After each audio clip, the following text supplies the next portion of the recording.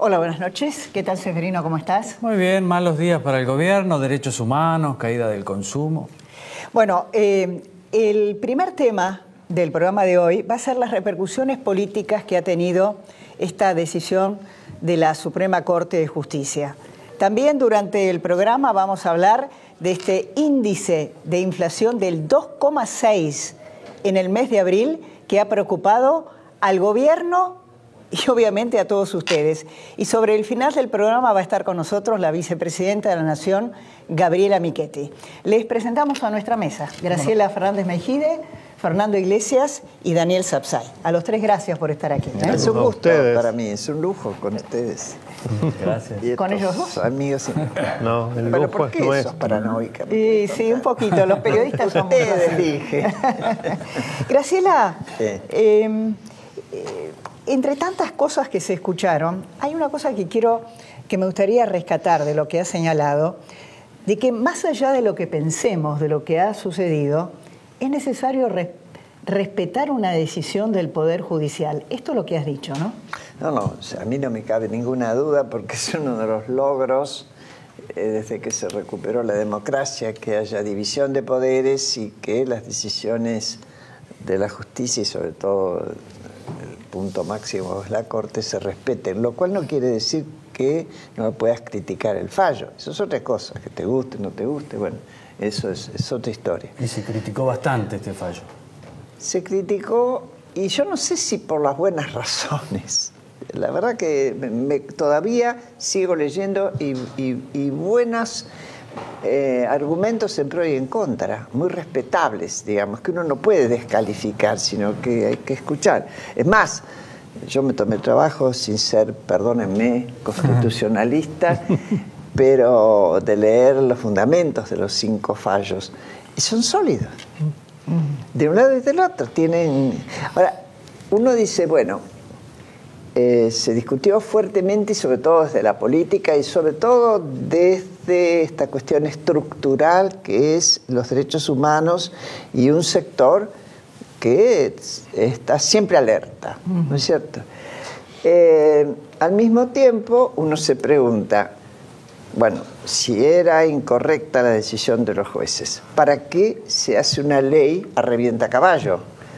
Entonces, digo, esperen un momentito, algo no funciona, porque esta ley que se hizo por mayoría prácticamente absoluta, porque un solo voto en diputados fue en contra, y en 2 días, y además el presidente la refrendó inmediatamente, a mí me está diciendo que cuando los jueces determinaron, estaban haciendo una interpretación técnica que aceptaba que esa ley, así como estaba redactada, era válida.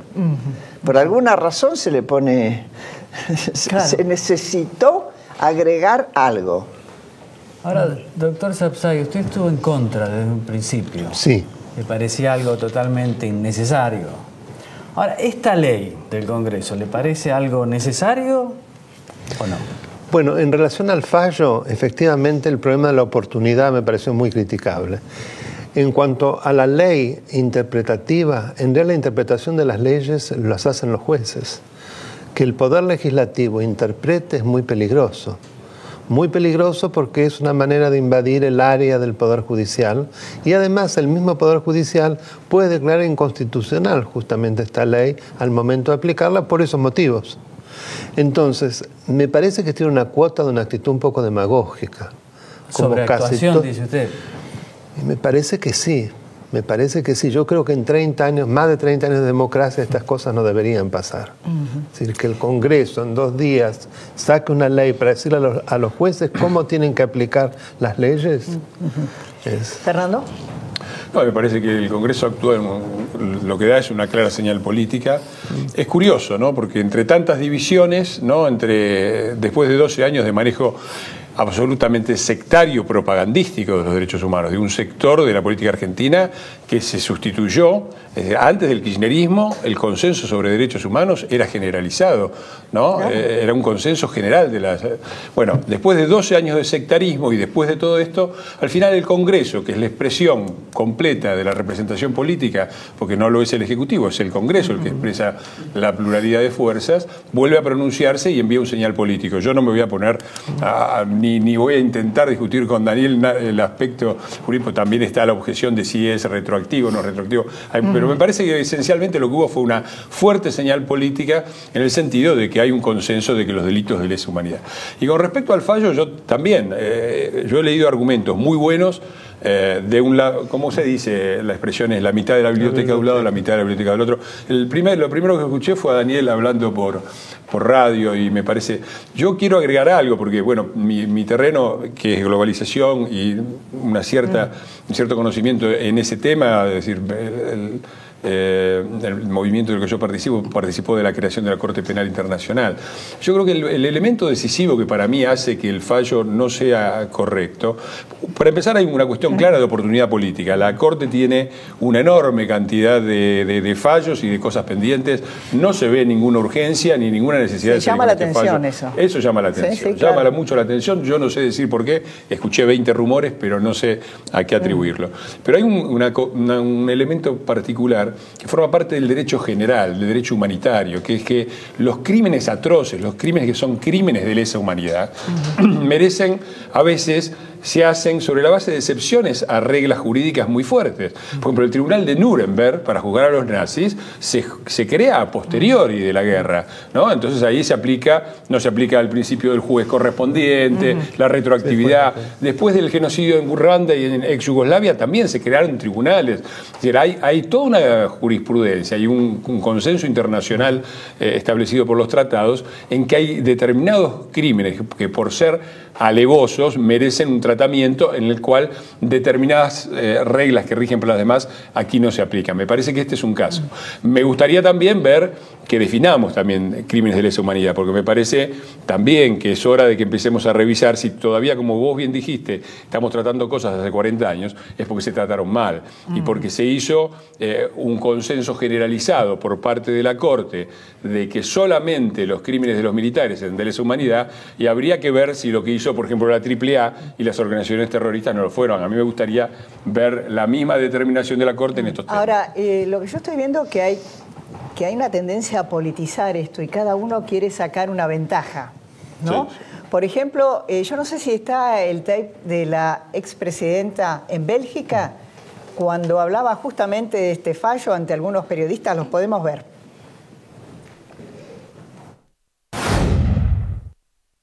Y si algo hace juego con este gobierno es precisamente el Poder Judicial hoy en la República Argentina. Bueno, no sé. A ver, Daniel. A mí me parece que es algo tan inexacto, y digo por qué. Nosotros hablamos de la Corte Suprema y es cierto, una sentencia se construye con 3/5, pero hay dos que dijeron exactamente lo contrario. Todos los jueces en este momento de primera o Cámara de segunda instancia están votando en el sentido contrario. Entonces esto es absolutamente errado y falso. Otra cosa, yo creo realmente que este Ejecutivo ha sido uno de los menos invasivos del Poder Judicial, mínimo.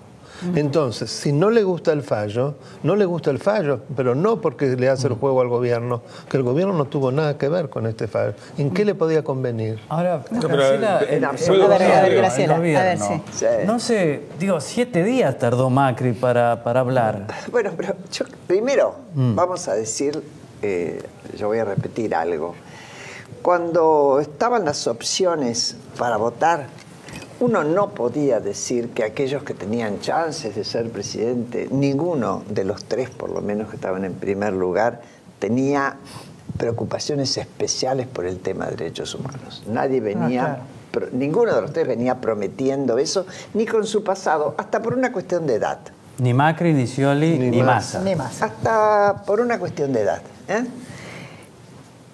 Una ventaja, me parece, que a diferencia de los Kirchners, a los que nunca les importó nada antes el tema de derechos humanos, Macri no se disfrazó fuerte defensor de los derechos humanos. Y su partido, tal vez en Cambiemos hace una diferencia, pero el PRO para mí tiene una obsesión que es muy fuerte y predominante, que es cómo gestiona y cómo soluciona los temas económicos. Lo que decía Daniel recién, este fallo fue sin gritar agua va. Esto es bastante insólito en cualquier país, que el gobierno ni siquiera se entere de qué está tratando la Corte. Es muy insólito. No ya para influenciar, sino por lo menos para estar informado de qué juicio tiene en carpeta.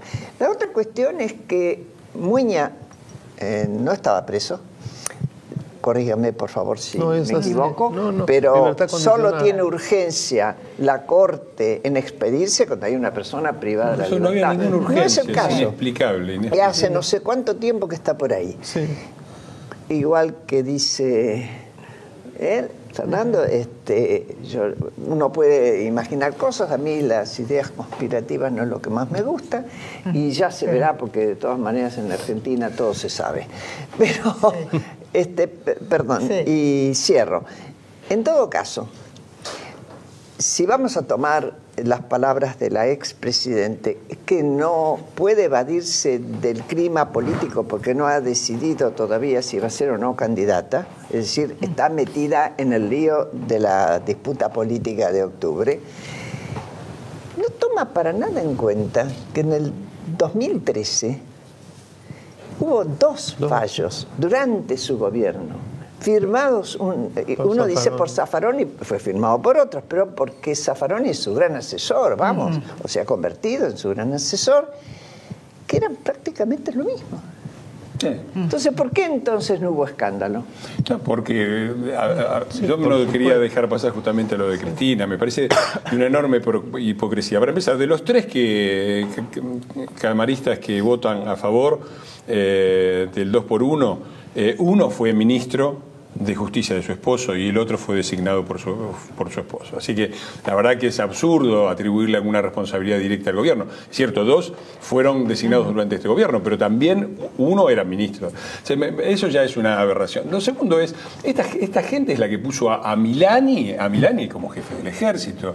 Digo, esta gente es la que ahora hace un gran escándalo, tiene que volver de Europa porque la situación lo requiere. Ahora, los indultos de Menem son del 90, 91, y en el 94 está esta señora con el marido diciendo, en el palco de Calafate, diciendo el mejor presidente de la historia argentina. Todo eso es cierto. Los indultos. Pero ¿sabés qué pasó? El kirchnerismo los llevó a ustedes a la plaza, no fueron, pero digo, todo este tema lo aprovechó el kirchnerismo, Cristina. No estoy de acuerdo. Sí, y ayer ¿quiénes estaban? No, había gente, un momentito, había gente... Ustedes se plegaron al discurso. ¿Quiénes son ustedes? Perdón. El gobierno, el oficialismo. Mira, para empezar, cuando me enteré del fallo, puse rápidamente un tuit que decía, estoy en contra de todos los 2 por 1, especialmente por los delitos de lesa humanidad. Eso fue instantáneo. Yo me alegro que el gobierno que yo voté, después, obviamente no fue por mi influencia, ni muchísimo menos, pero digo, me alegro que haya una sintonía como para que... Y yo no creo que esto lo favorezca al kirchnerismo. A mí me parece que esta apropiación vergonzosa por parte de esta gente que nunca hizo nada, que los conocemos desde siempre, por parte de un partido que aparte tiene una larga tradición, decretos de aniquilación, mensaje de Perón pidiendo el exterminio 1 por 1, apoyo del candidato Luder a la autoamnistía de los militares, indulto de Menem, todo eso a los muchachos peronistas todo eso está bien. Ahora, un fallo de este tipo, escándalo final. A mí no me parece que esto lo favorezca, me parece que sistemáticamente el peronismo sigue construyendo cajones de Herminio Iglesias para... Pero lo de ayer fue algo importante. Pero no fue a favor del kirchnerismo ni del fue una manifestación de sectores muy importantes de la población, dentro de los cuales puede ser que esté el kirchnerismo, pero no fue una manifestación de apoyo a Cristina. Todo ese palco era... Yo creo, me perdonás, pero yo creo que el palco sí, está claro, que incluso aparece dividido en esta cuestión de la falta de consensos, aún dentro de ese tema, cuando luchábamos en la dictadura pudimos hacerlo porque a pesar de las diferencias había consenso. Yo diría que en el acto Lo que yo apreciaría, y sobre todo por comparación con el acto del 24, es que yo creo que hubo mucha gente que no iba columnada con nadie y que la expresión que los juntó a todos es el nunca más. Y ahí volvemos al consenso del 83, aunque sea por ese rato. Sí, es así, no fue lo mismo, no fue el mismo acto del 24. Eso no, fueron distintos. Fue un acto muy completamente distinto. Graciela mencionó el nunca más. Y la señora Eve Bonafini explicó en un tape por qué no fue. Véanla. Pero esencialmente no vamos porque está convocada con un nunca más que nos trae malos recuerdos. Ella nunca más nos trae el recuerdo de la teoría de los dos demonios. Y la teoría de los dos demonios es muy pesada para las madres. Y el nunca más tiene que ver con eso. Esa teoría de los dos demonios que puso Alfonsín en ese libro, que la sacó Néstor y la volvieron a poner. Así que, compañeros, por todas esas razones, las madres no vamos a la marcha. Bueno, yo la conozco desde que vino a hacer el primer testimonio, lo recibí yo. Una madre destrozada, haciendo un testimonio en un organismo. Y siempre se opuso sistemáticamente a todo lo que tuviera que ver con el recurso a la justicia. Mientras el discurso era reclamemos justicia, se negaba a que se desenterrara para identificar a las víctimas. En la primera sesión del juicio, que era un juicio que se hacía en un momento donde los militares, uno suponía que tenían mucho poder, era peligroso, claro, donde todo el mundo tenía miedo, donde también fue un tribunal muy excepcional y con una conformación donde hubo que adaptar el código de justicia militar a una cuestión, hacerlo público cuando antes nunca había ese tipo de juicio. Es decir, todo el mundo caminaba sobre vidrios, parecía. Eve fue y empezó el juicio y se puso el pañuelo en un signo clarito de provocación. El presidente, que en ese momento no me acuerdo quién estaba, si Arlaniano, quién, le pidió que por favor se sacara el pañuelo o que se retirara.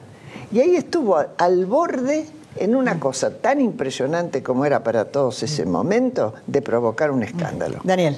Sí, yo creo que desconoce totalmente lo que es el nunca más. Esto de hablar de que revivir la teoría de los dos demonios y que ella siempre se opuso a eso y para las madres es terrible, no sé de qué texto está hablando. Y otra cosa que ella no dice, cuando ella habla de que fue Kirchner que lo reflotó, que cambiaron el prólogo, lo cual me parece realmente una flagelación de un libro, le sacaron el de sábado y no sé qué es lo que metieron porque no lo quise ni leer, lo manosearon, lo que demuestra de todos modos que era importante para ellos, porque si no, ¿por qué habrían de cambiar el prólogo y darle tanta importancia? Además, desacreditar a Alfonsín. No, pero aparte hay un punto central. A mí me parece bien. A mí me parece bien que... Porque si hay un consenso entre los sectores absolutamente mayoritarios y democráticos de la sociedad argentina, es el nunca más. Y a mí me parece muy bien que Eve de Bonafini, que siempre fue una fascista de izquierda, se considera fuera de ese consenso. Me parece un ejercicio de coherencia.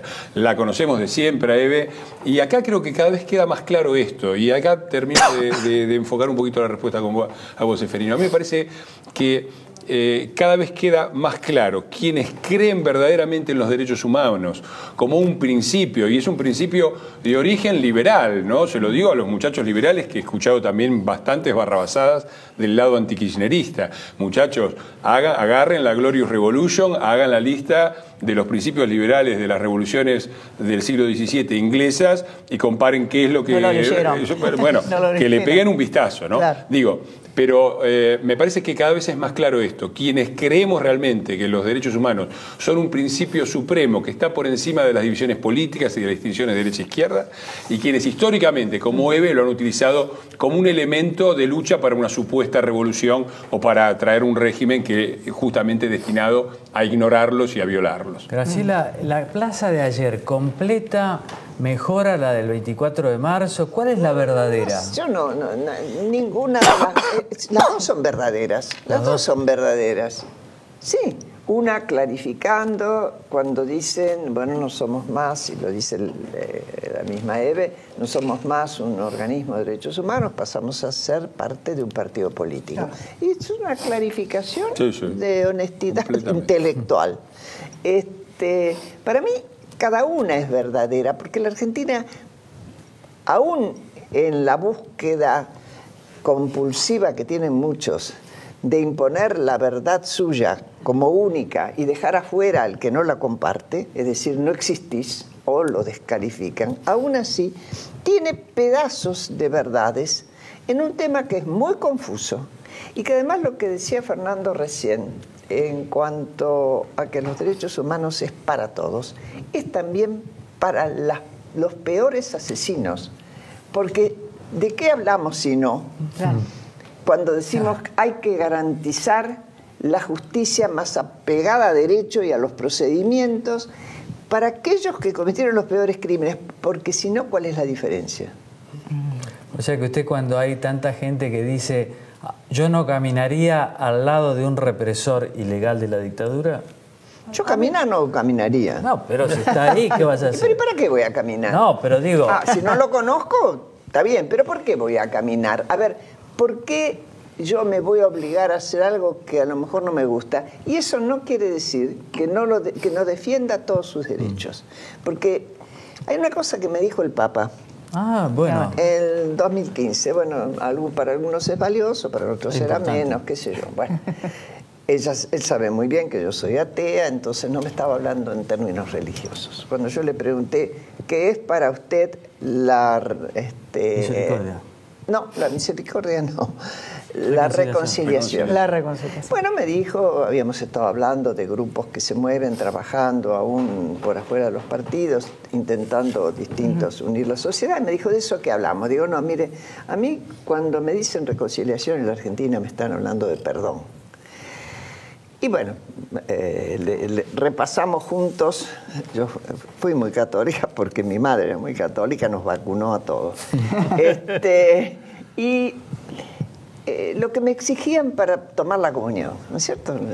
El sacramento de la confesión. A los 6 años. Digo, ¿cómo se va a permitir que venga una reconciliación sin que haya arrepentimiento y propósito de corregir? Entonces me dijo, no, Graciela, que quede claro, el que comete un crimen tiene que estar preso. Y me citó a una persona que yo no voy a dar el nombre porque no tengo por qué.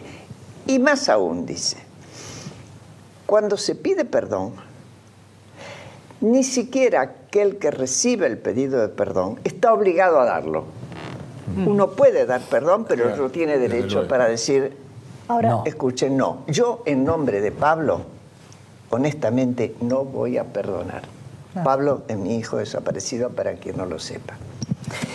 Ahora, en Eve Bonafini y mucha gente del kirchnerismo, ¿no hay una contradicción entre defender, por ejemplo, el régimen chavista de Maduro, donde hay una violación permanente de los derechos humanos, y acá actuar de esta manera y no condenar o evitar condenar esto? Está claro que hay, no solo, ojalá pudiéramos hablar en esto solamente de Eve, sí, porque ahí Eve es una contradicción caminando, eso está claro. Ahora, el resto de los organismos de derechos humanos, y ahí se ve claramente la partidización y el uso donde, bueno, determinadas dictaduras son buenas porque son de mi bando y otras son malas, ¿no? Entonces ahí me parece, eso es lo que yo quería señalar, diciendo, los principios humanos son, los derechos humanos son un principio válido universalmente para todos y las dictaduras las violan y son condenables y repudiables. No puede ser, eso es otra cosa fundamental, no puede ser que sea semejante escándalo, por ahí justificado, yo entiendo la sensibilidad, yo fui militante de derechos humanos del 81 al 87, digo, pero no puede ser eso porque una persona que ya estaba libre sigue libre y eso causa un escándalo y después Venezuela miramos para otro lado porque no hay más que entrar un poco, ver los videos, los crímenes atroces, la policía disparando así a mansalva, a corta distancia y que eso no tenga una condena, que no tenga una condena fuerte de organismos que se dicen de derechos humanos. Sería bueno que se diferenciaran de Venezuela. Yo creo que hay además como una visión absolutamente sesgada. Yo quisiera ver esta comisión de la Comisión de Derechos Humanos de la ONU, que se interesó por la situación de Milagro Sala, si después de ver eso se fue un poco para Venezuela, donde hay cientos de prisioneros políticos, donde hay una carnicería en la calle que se mata a la gente. Todo eso resulta que Naciones Unidas le pasa desapercibido. Entonces es esta visión absolutamente enfrentada. Según de quién se trate, condeno, si no, no condeno. Es que vos sabés que para que la Comisión de Derechos Humanos venga, tiene que ser invitada por el gobierno. Maduro nunca lo va a invitar, de eso desde ya. Honestamente, yo he leído documentos de quienes se dicen investigadores. Muchos de ellos investigadores de la historia reciente. Y donde ponen verdades de a puño como un credo. Cuando uno les dice, escúchame, ¿por qué sostenés esto que no lo podés probar? Porque no hay que hacerle el juego de la derecha. Sí, claro. Eso lo decíamos, Sí. eso se decía con el estalinismo. Sí, claro. En pleno estalinismo se decía eso. Y otros preguntados también usan el argumento menos científico que yo conozco. Y es, hasta que no me demuestren, por ejemplo, que los 30.000 no son 30.000, yo sigo creyendo en lo mismo. Bueno, señores, una cosa es el símbolo, que la política lo usa y mucho. Claro. Otra cosa es estudiar e investigar.